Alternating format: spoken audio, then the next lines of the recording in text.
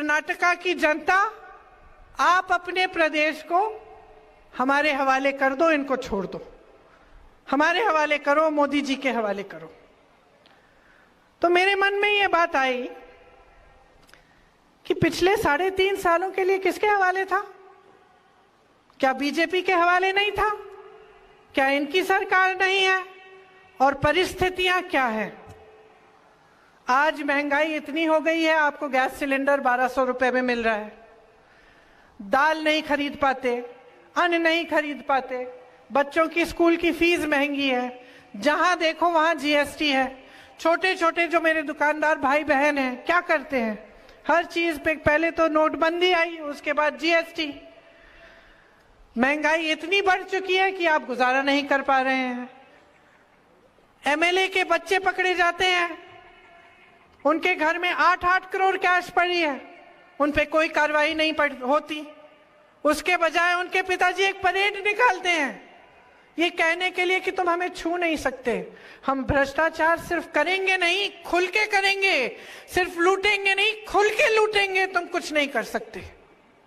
ये कहा जा रहा है आज आपको कि आपको लूट सकते हैं, आपको धोखा दे सकते हैं और आप कुछ नहीं कर सकते। तो मैं यहां किस लिए आई हूं? मैं आपसे ये कहने आई हूं कि आप कुछ कर सकते हैं, इसके बारे में आप बदलाव ला सकते हैं, आप अपने भविष्य को बना सकते हैं। निकाल दीजिए इनको। आपको हर स्तर पर लूटा है। ये 1.5 लाख करोड़ रुपए, इनसे 100 एम्स बन सकते थे आपके लिए। जाने कितने किलोमीटर मेट्रो बन सकती थी, कितने हजारों किलोमीटर सड़कें बन सकती थी, अस्पताल बन सकते थे, शिक्षा के संस्थान बन सकते थे। और कहां गए ये पैसे? लूट के कहां गए? किसकी जेब में है, किसके घरों में है? आपको सब कुछ दिख रहा है। आपको मन बनाना है कि आप किस तरह की राजनीति इस देश में चाहते हैं। यहां आकर एक जाति को दूसरी जाति के खिलाफ करना, एक धर्म को दूसरे धर्म के खिलाफ करना, चुनाव के समय अचानक ऐसे मुद्दे निकालना जिसपे आपके जज्बात हिल जाएंगे, आप उनके पक्ष में वोट दे देंगे, लेकिन आप फिर एक बड़ा मौका खो रहे हैं।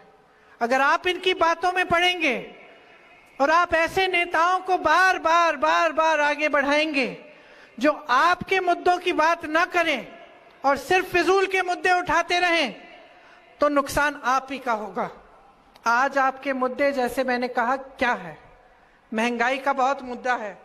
कांग्रेस कह रही है कि अगर आप कांग्रेस की सरकार लाएंगे तो महंगाई पे रोक लाएंगे, और सिर्फ ये नहीं, आपकी मदद करेंगे। आज मेरी बहनें जो सारी वहां पे बैठी हैं, कितना संघर्ष करती हो आप, घर भी चलाती हो, जॉब भी करती हो, खेती भी करती हो, घर आके सबका देखभाल भी करती हो। सबसे बड़ा बोझ समाज कर आपके कंधों पे है और सबसे कम सहायता समाज आपको देता है ना? तो कांग्रेस कह रही है कि इतनी महंगाई से सबसे ज्यादा कौन जूझा है? मेरी बहनें जो घर संभालती हैं। तो हम चाहते हैं कि हर महीने गृहस्थ महिलाओं को 2000 रुपए प्रति माह मिलना चाहिए, हर महीने मिलना चाहिए। हम करवाएंगे ये। इसको गृह लक्ष्मी योजना का नाम दिया है। गृह ज्योति है, जिसमें हम कह रहे हैं कि हमारी सरकार आएगी तो 200 यूनिट मुफ्त में आपको बिजली मिलेगी। नौजवान इतने सारे यहां हैं, एक ने हाथ नहीं उठाया कि सरकार ने आपको रोजगार दिया। हम कह रहे हैं कि 2.5 लाख जो खाली पद पड़े हैं उनको हम भरेंगे, आपको रोजगार मिलेगा, आपको मजबूती देंगे, आपके छोटे व्यापार, छोटे दुकानदारों को मजबूती देंगे। जिन्होंने ग्रेजुएशन किया है लेकिन अभी तक नौकरी नहीं पाए हैं, उनको हर महीने 3000 रुपए सरकार बेरोजगारी का भत्ता देगी।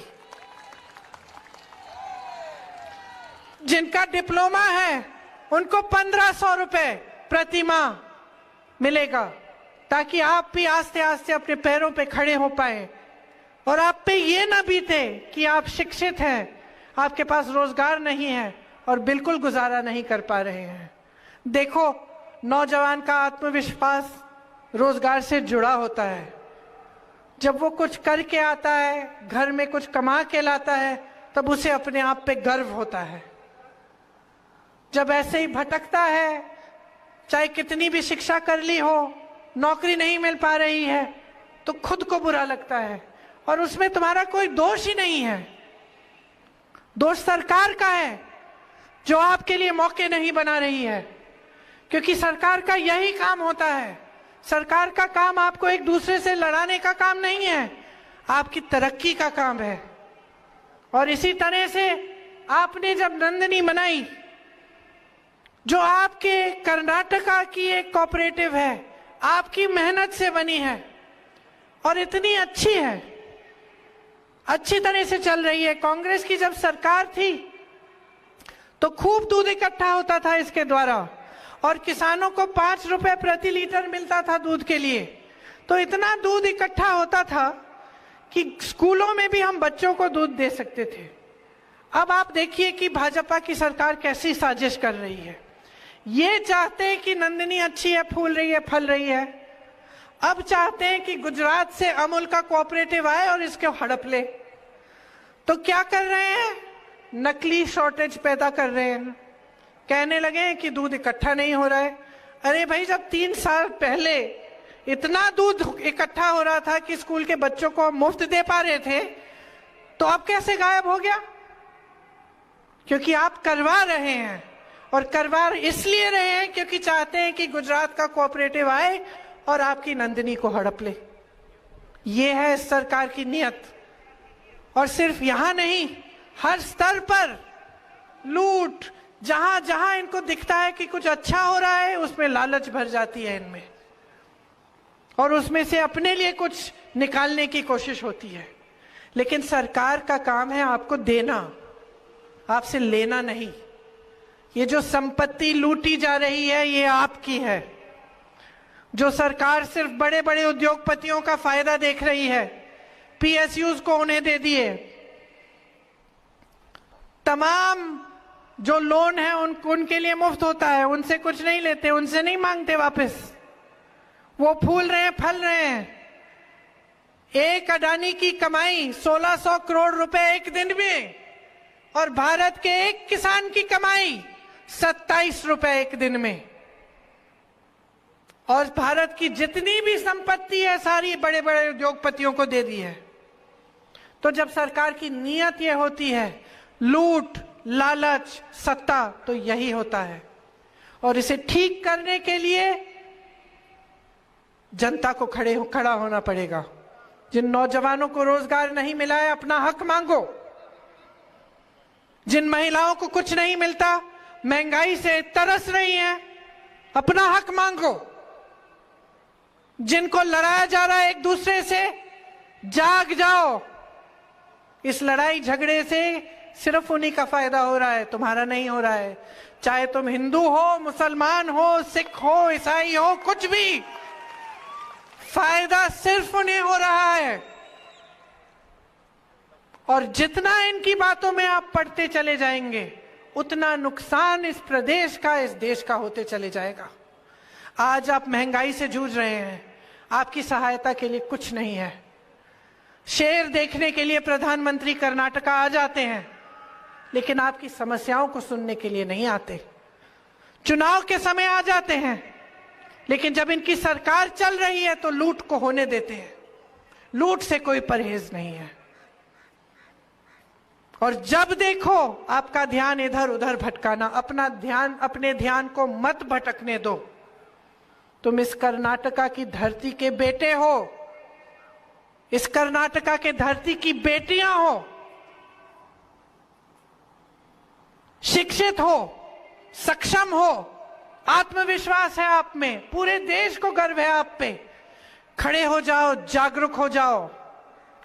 एक ऐसी राजनीति लाओ अपने प्रदेश में जो आपके प्रति जवाबदेह बने। जवाब मांगो। क्या किया है आपके लिए? क्या महंगाई घटी? नहीं। क्या रोजगार मिले? नहीं। क्या नए नए उद्योग बने? नहीं। क्या लूटा? हां। क्या लालच दिखाई? हां। क्या आपका विकास हुआ? नहीं। सवाल पूछो, सबसे सवाल पूछो। आज हम यहां बैठे हैं, कल हम सत्ता में होंगे, हमसे सवाल पूछना। लेकिन ये सवाल पूछना बहुत जरूरी है और इसी में आपका भविष्य है। इस बात को गहराई से समझो। आज यहां आकर मेरी बातें सुनना काफी नहीं है, मुझे पसंद करना काफी नहीं है, गहराई से अपने जीवन के बारे में सोचना जरूरी है।